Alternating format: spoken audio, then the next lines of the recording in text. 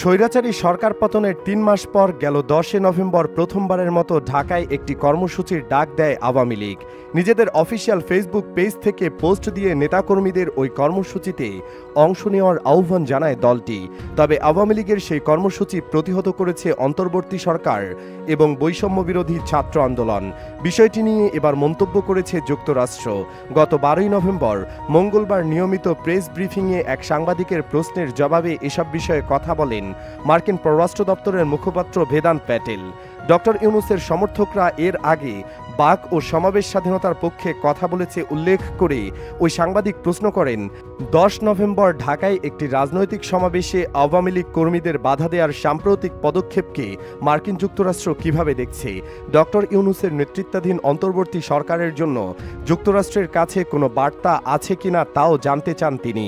জবাবে মার্কিন পররাষ্ট্র দপ্তরের মুখপাত্র বলেন, আমরা মত প্রকাশের স্বাধীনতা, শান্তিপূর্ণ সমাবেশ এবং ভিন্ন মত ও বিরোধী মত সহ সবার মতামতকে সমর্থন করি। আমাদের দৃষ্টিকোণ থেকে এসব স্বাধীনতা যে কোনো গণতন্ত্রের অপরিহার্য উপাদান। দেশের সত্যিকারের গণতান্ত্রিক ভবিষ্যৎ নিশ্চিত করতে সব বাংলাদেশিদের জন্য এ ধরনের স্বাধীনতা সমুন্নত রাখা এবং রক্ষা করা অপরিহার্য বলেও মন্তব্য করেন তিনি। এরপর বাংলাদেশের অনেক সাংবাদিকের প্রেস অ্যাক্রিডিটেশন কার্ড বাতিলের বিষয়ে প্রশ্ন করা হয় ভেদান্ত প্যাটেলের কাছে। ওই সাংবাদিক প্রশ্ন করেন, সাম্প্রতিক এক প্রতিবেদনে বলা হয়েছে তারা অ্যাসোসিয়েটেড প্রেসের ব্যুরো চিফ সহ বাংলাদেশের ১৮৪ জন সাংবাদিকের প্রেস ক্রেডেনশিয়াল বাতিল হয়েছে। এমন পরিস্থিতিতে বাংলাদেশের সাংবাদিকদের নিরাপত্তার অধিকারকে সমর্থন করার জন্য এবং সংবাদপত্রের স্বাধীনতার উপর এই হস্তক্ষেপ মোকাবেলায় যুক্তরাষ্ট্র কি কোনো পদক্ষেপ বিবেচনা করছে?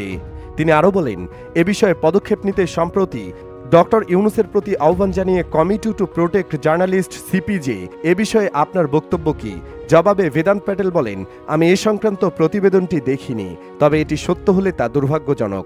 বাংলাদেশ সহ যে কোনো জায়গায় যে কোনো পরিস্থিতিতে সঠিকভাবে তুলে ধরার জন্য মুক্ত সংবাদ মাধ্যম অত্যাবশ্যক। গণমাধ্যমের স্বাধীনতা সবার কাছে গুরুত্বপূর্ণ। সব সাংবাদিকের অধিকার এবং স্বাধীনতা যেন যথাযথভাবে সম্মানিত হয়, আমরা তা উৎসাহিত এবং নিশ্চিত করতে চাই। তিনি বলেন, যুক্তরাষ্ট্রের প্রেসিডেন্ট এবং পররাষ্ট্রমন্ত্রীর কাছে সংবাদপত্র ও গণমাধ্যম গুরুত্বপূর্ণ। আমরা উৎসাহিত করার পাশাপাশি নিশ্চিত করতে চাই যে সাংবাদিকদের অধিকার ও স্বাধীনতাকে যথাযথভাবে সম্মান করা হচ্ছে। ঘটনার সূত্রপাত শহীদ নূর হোসেন দিবসে আওয়ামী লীগের পূর্বঘোষিত কর্মসূচিকে কেন্দ্র করে। তাদের কর্মসূচি প্রতিহত করতে গুলিস্তানের 0 পয়েন্ট ও আওয়ামী লীগের কার্যালয়ে পাহারা দিয়েছেন ছাত্র জনতা।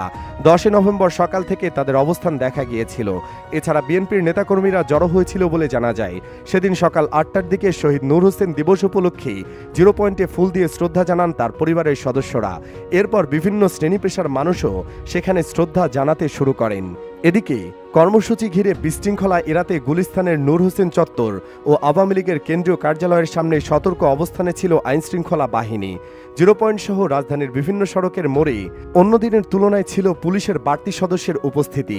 মূলত ৯ নভেম্বর আওয়ামী লীগের ভেরিফাইড ফেসবুক পেজ পোস্টে ১০ নভেম্বর বিকেল ৩টার দিকে বিক্ষোভ মিছিলের ডাক দেয়।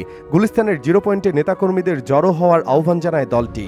তাদের কর্মসূচি প্রতিহত করতে গুলিস্তানে ৯ তারিখ সন্ধ্যার পর থেকে অবস্থান নেয় বিএনপি ও বৈষম্য বিরোধী ছাত্র আন্দোলন সহ বিভিন্ন দল ও সংগঠন।